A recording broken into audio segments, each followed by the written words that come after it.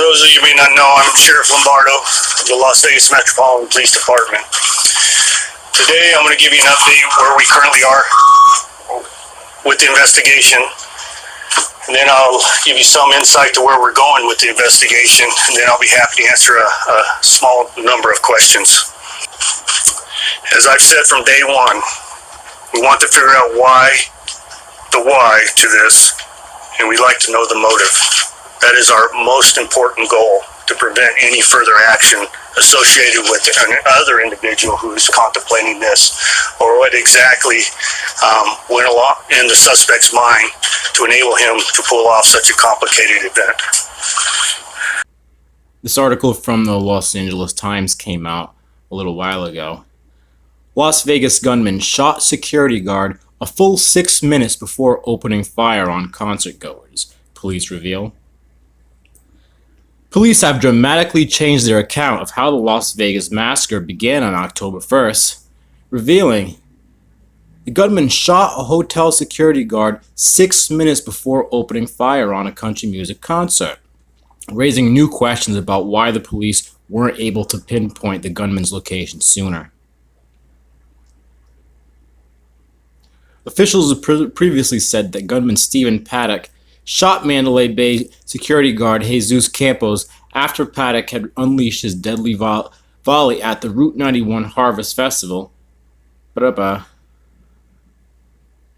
credited Campos, who was shot in the leg, with stopping the 10-minute assault on the concert crowd by turning the gunman's attention to the hotel hallway, where Campos was checking an alert for an open door in another guest room. They don't say anything about the alarm on the window when it breaks. But Clark County Sheriff Joe Lombardo said Monday that Paddock shot Campos before his mass shooting at 9:59 p.m., and they don't know why Paddock stopped his attack on the crowd. Now, that's really interesting because I'm not sure. I don't think Campos has made any public statements, but that's a big difference. And fraud vitiates everything, and this has been a central part of their story, the hero security guard. And now they're saying, well, first they said he stuck his head into the hallway, and that's when he was shot in the leg, which was pretty hard to believe itself, and I guess more questions have been raised. And now they finally stopped promoting that story, and now they're saying he was shot before this mass shooting started, that is. And now, this guy didn't die. So if this guy was shot 6 minutes before the shooting started, how did no one know? He had to have had radios. This is a hotel casino in Las Vegas. This is a very highly secure place. And again, this is not mentioning the window alarms from the window breaking.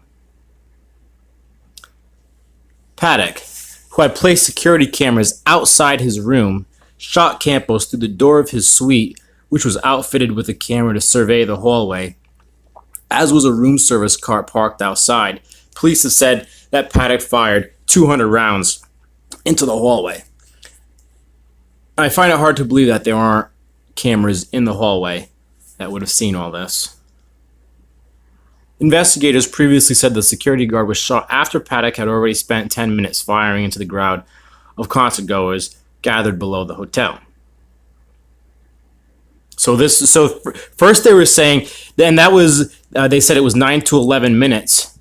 So this changes everything. The big difference between him supposedly having been shot 6 minutes before any other shots were fired, and him not having called for backup, even though he wasn't dead, he's still alive, and their previous story of him having been shot after the shooting spree. In a timeline released last week, investigators said Paddock had stopped firing at the concert across the street at 10:15 p.m., and police first arrived on the floor at 10:17 p.m. and encountered the wounded Campos at 10:18 p.m., who directed the officers to Paddock's suite. Wow. The whole story has changed. Nothing adds up about this at all. Police were not in a hurry to enter Paddock's suite because the security guard's arrival had halted the shooting. Police implied in previously describing the timeline. Paddock, of course, allegedly killed himself. But this is just the Las Vegas police have been caught in a huge lie here. In a news conference Wednesday, Lombardo said it was his assumption that Paddock stopped his shooting spree because the gunman, using his spy cameras, observed the security guard and he was in fear he was about to be breached, so he was doing everything possible to figure out how to escape at that point.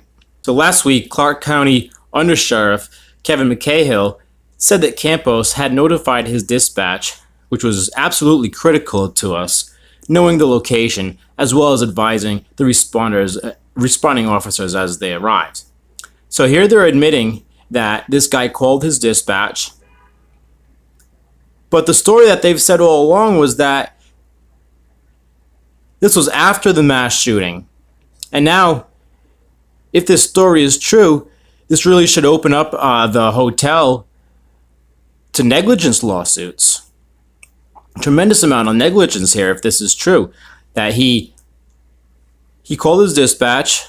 Now, if he called his dispatch 6 minutes before any of this shooting started, and there was no response, and they allowed the hotel their inaction on top of the inability to have located the room based on the broken glass and the alarms that went off.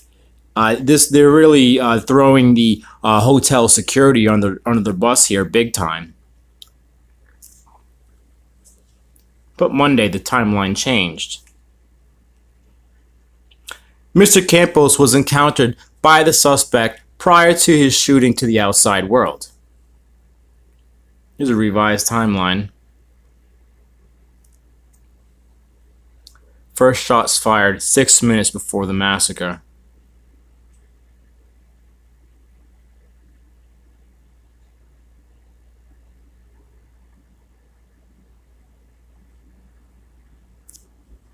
They don't mention in this timeline. They say officers breach main entry, find shooter's body. 11:20, 11:27. Officers breach door to second room.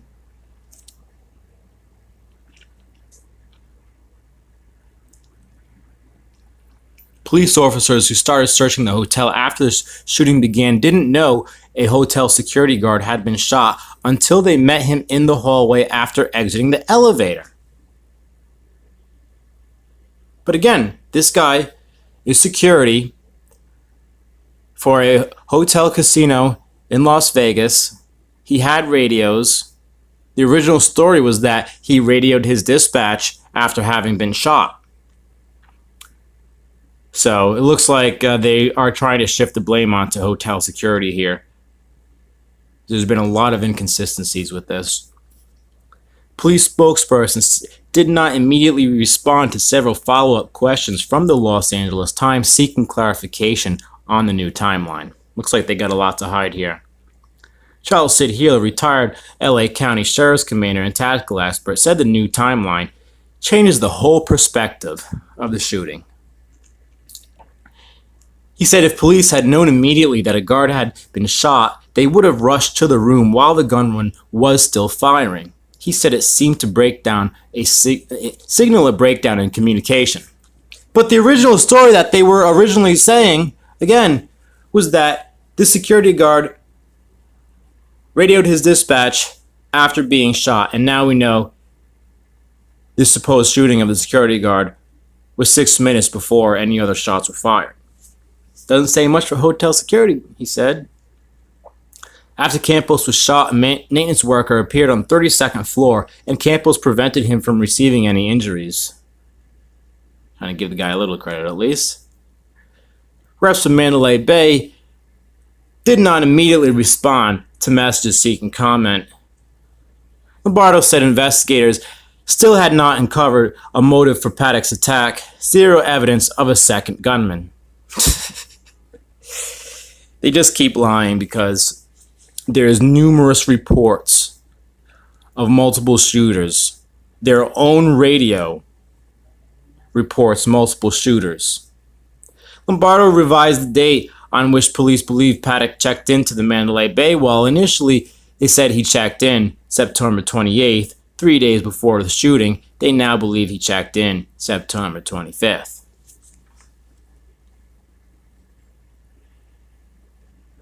They continue to believe he's operating without a partner. Lombardo said investigators had compiled 200 instances of Paddock moving around Las Vegas before the attack. He was always alone. And again, this guy had 32 high-powered assault rifles in his room. No one saw any of this. No one saw him moving any of this in here. The sheriff also revealed that Paddock started drilling a hole next to the door of his suite, but the drilling apparently was not completed and officials weren't sure what it was for. Okay. Phase Maddox. Okay. Previous description of the timeline. Las Vegas shooting updates. This is from October 4th. Why did it take so long for police to breach the Las Vegas gunman's room? Here's a new timeline. This is from the 4th again. This is from the 4th.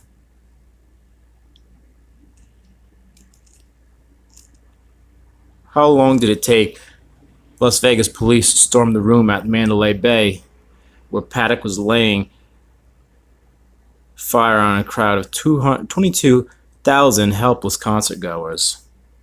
Initial reports suggested it was 72 minutes. Actually, it was 75 minutes. Now, think about this.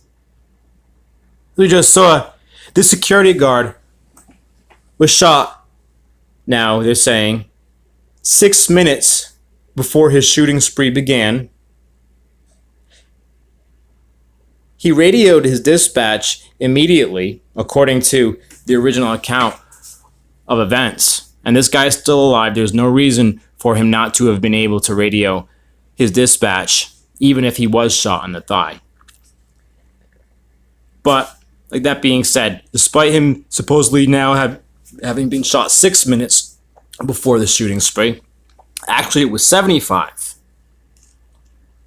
And this allowed 58 people to die and another 500 to be injured.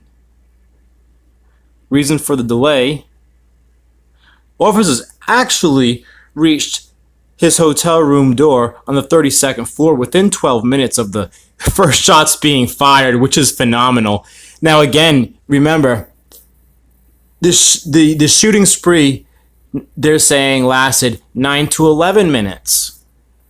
So if the police reached his door within 12 minutes of the first shot, that's no more than 3 minutes after the shooting spree ended. But now they're saying the timeline was 75 minutes.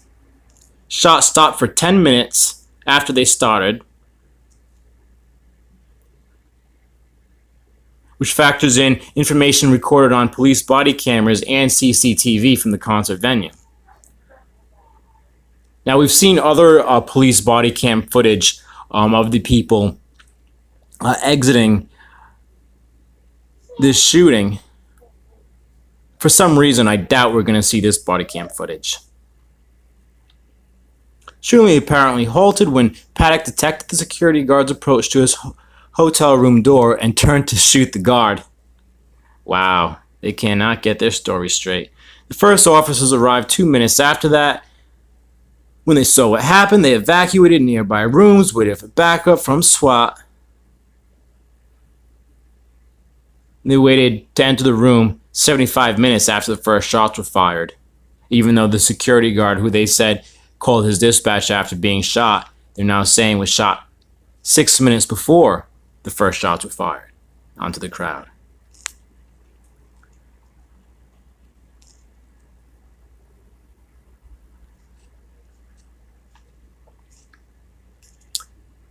"10:05, first shots fired. This is seen on CCTV from the concert.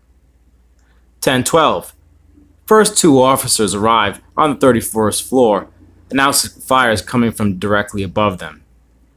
10:15, last shots fired from the suspect per body cameras. And again, they've released other body cam footage. For some strange reason, I doubt we're ever going to see this. 10:17, first two officers arrive on 32nd floor. 10:18, security tells Las Vegas police he was shot, gives exact location of the suspect's room. 10:26, 10:30, 8 additional officers arrive, clearing everything.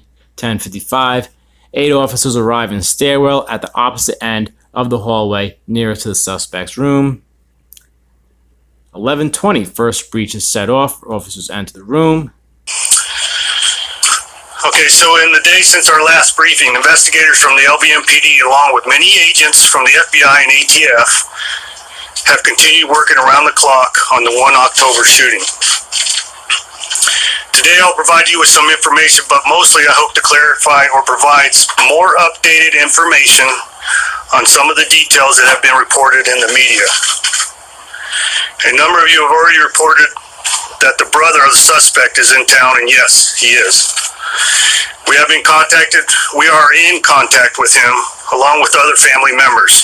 I will not discuss what came out of those interviews, but every piece of information we get is one more piece of the puzzle in this case.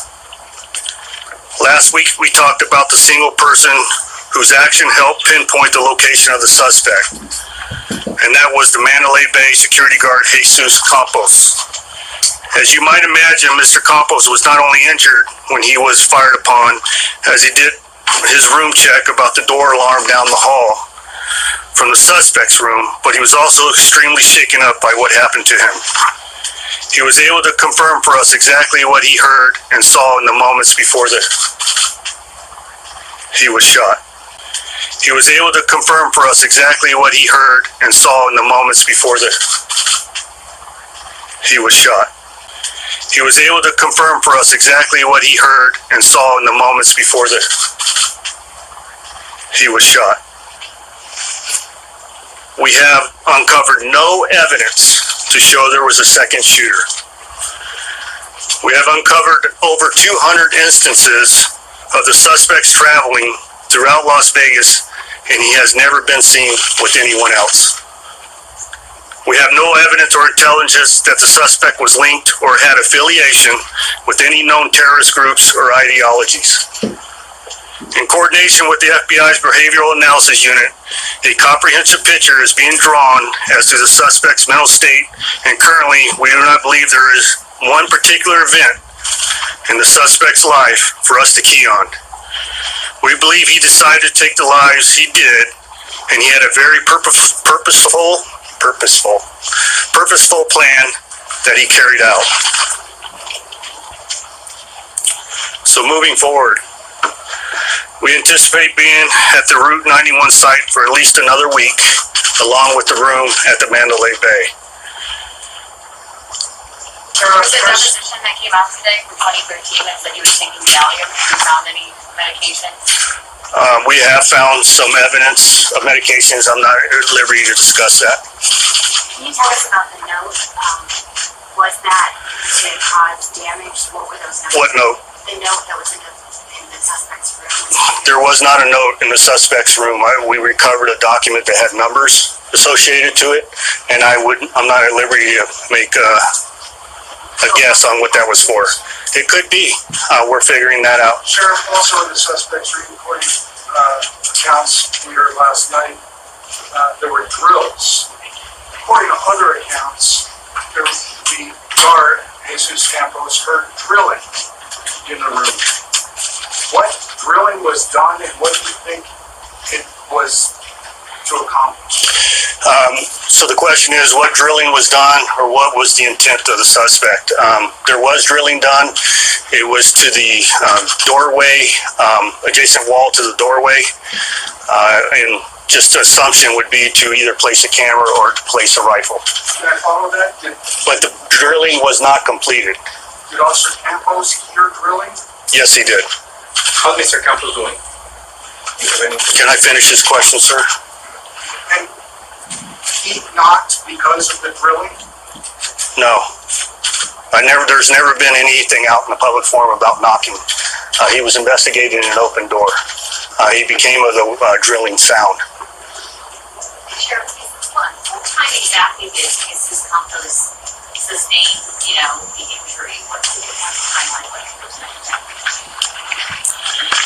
Bear with me while I get that for you.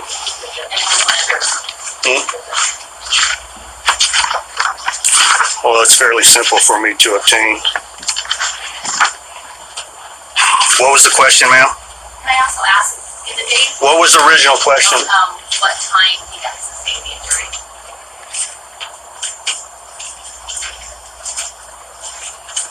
$21.59. That would be $9.59. Sheriff, can you tell us if the gunman was practicing shooting for this incident? No, I can't confirm that. Sheriff, are you saying that the security guard was injured, wasn't injured at before 10 p.m. the shots were fired at 10 p.m. in the crowd? Is that what you're saying? No, that's not what I'm saying. I don't know where you're getting your numbers, but you are correct. He was injured prior to the mass volley of shooting. So to follow that, he shot at just about 10 o'clock. The shots into the crowd begin at 10:05 and go on for, we said at one point 11 minutes, but 10 minutes. 10 minutes. So can you give us what you think? Okay, I don't want to get in. I appreciate what you're saying, Ken. Receipts that have been obtained from the valet security system. Ma'am, that's not how we conduct this service, okay? If I'm presented with a question, because the FBI has reported that's not how I conduct press conferences, ma'am. Has the official timeline changed? Because Please stop asking your question. There's a decorum that we have here, and I will finish Mr. Ritter's question. Thank you. So if Officer Campos or security guard Campos was shot at 9, just before 10 o'clock, and the shots out the window, as you described them, there were two. So let me help you with that, Ken, because you picked up on it. Yes, the timeline associated with the original shot and Mr. Campos has changed through investigation, as I have conveyed to you from the very beginning. And your zest for information and my zest to ensure the public safety and the calming of their minds is some things are going to change. Now, they are minute changes. Okay, there's not this all-encompassing answer associated with the information that we presented before. In other words, it's not completely inaccurate. But what we have learned is Mr. Campos was encountered by the suspect prior to his shooting to the outside world. Yes, ma'am. Sheriff, you referenced the comprehension profile that you brought up. Can you talk about what thread your department is looking at regarding the shooter's mental condition and how important that is to your investigation? I'm sorry, I don't understand what you mean by threat. Like what avenues are you guys going down looking at his mental? Well, as you can imagine, anything that any mental health or medical help he's had throughout his life, we're attempting to obtain any and all information associated with that. Additionally, the behavioral analysis unit from the FBI is on the ground here locally, and we're attempting to utilize their expertise in discerning those matters.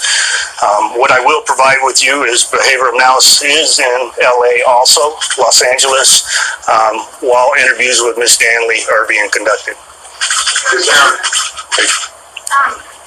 Do you have any idea why Mr. Campos was in that room when he got shot prior to the actual? Yes, we had an alarm associated with an open door. It was not the suspect's open door, it was another. Yes. Were there any other writings discovered in the room, either numbers or otherwise? I'm not aware of any. I personally am not aware of any. Were there any diagnoses that he had that you can share? Anything about his? He talked the medical thing as part of the investigation. Is there anything he was diagnosed with or was taken that you can comment on? Say that again, I'm sorry. Was he diagnosed with any conditions or was he taking any? No, we don't have a complete comprehensive evaluation of his mental condition. We will provide that as we become aware of it. Sir, so after Mr. Campos was shot, before the mass shooting happened, did he alert security? Did they know? I'm just wondering if there's was any delay in his reporting? Or No, he immediately upon being injured, notified security of his situation. In close proximity of Mr. Campos being shot, there was also a maintenance worker that presented himself on the 32nd floor, and Mr. Campos prevented him from receiving any injuries. Sheriff, do you think the suspect's engagement with Mr. Campos maybe sped up the timeline of the shooter? I would not make that assumption. I'm not privy to that. There's Sheriff, can you tell us actually what two Mr. questions. Paddock was doing? What was Mr. Paddock doing before the shooting? Is there any evidence that he was gambling that same night, or do you have any video evidence of what he was doing? We have a pretty comprehensive timeline prior to. So after Mr. Campos was shot, before the mass shooting happened, did he alert security? Did they know? I'm just wondering if there's was any delay in his reporting? Or No, he immediately upon being injured, notified security of his situation. In close proximity of Mr. Campos being shot, there was also a maintenance worker that presented himself on the 32nd floor, and Mr. Campos prevented him from receiving any injuries. Sheriff, do you think the suspect's engagement with Mr. Campos maybe sped up the timeline of the shooter? I would not make that assumption. I'm not privy to that.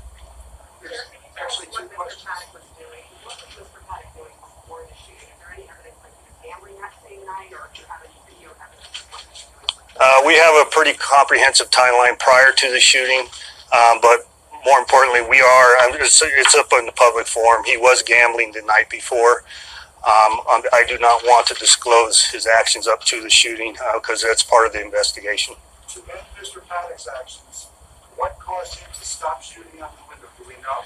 We do not know at this point. And then to follow, you had said earlier you believe he had an escape plan. Do you still think that? Yeah, I mean, that's been a matter of discussion out there, whether what I said is accurate or not. And what I am comfortable with saying is what I believe. Mr. Campos, or not Mr. Campos, I'm sorry, the suspect, I don't want to say the suspect's name, I will call him the suspect. We know that he attempted to shoot at the fuel tanks. We know that he had some personal protection equipment in the room. We know that the car that was down in the parking garage still contained binary explosives. So I would be comfortable in saying, which I believe, depending on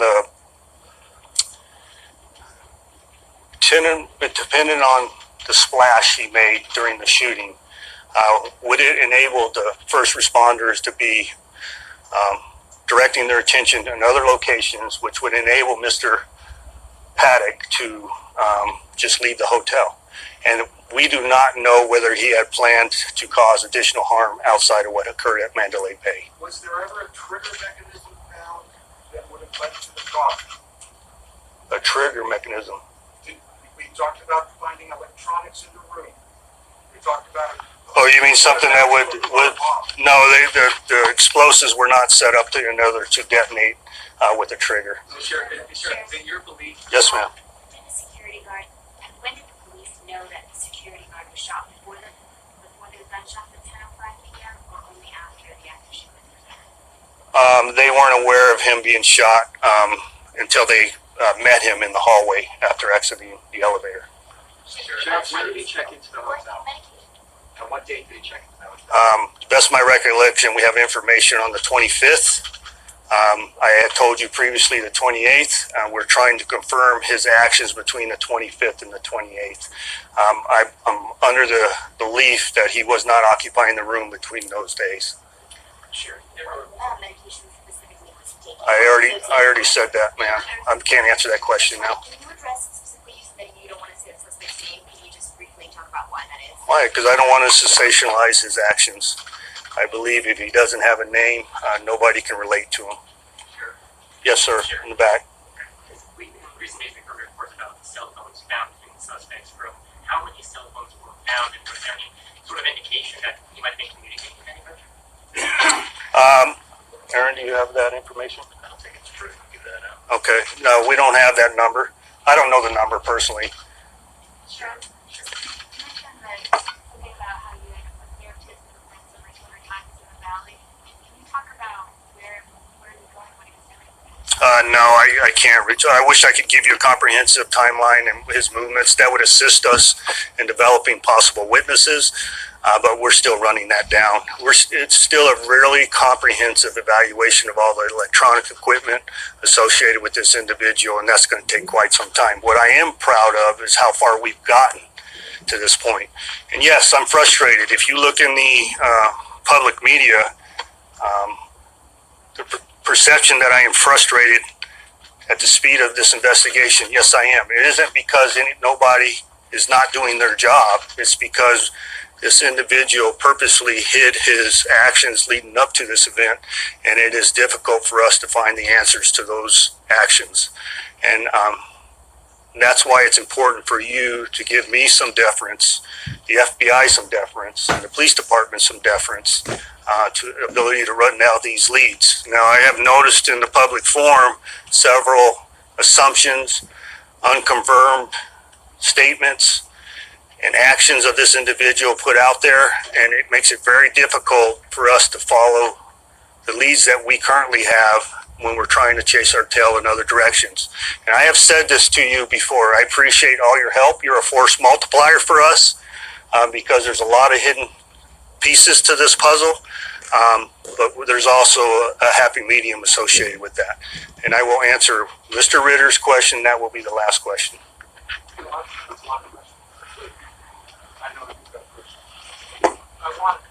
We learned yesterday that the FBI went again to the Mesquite house.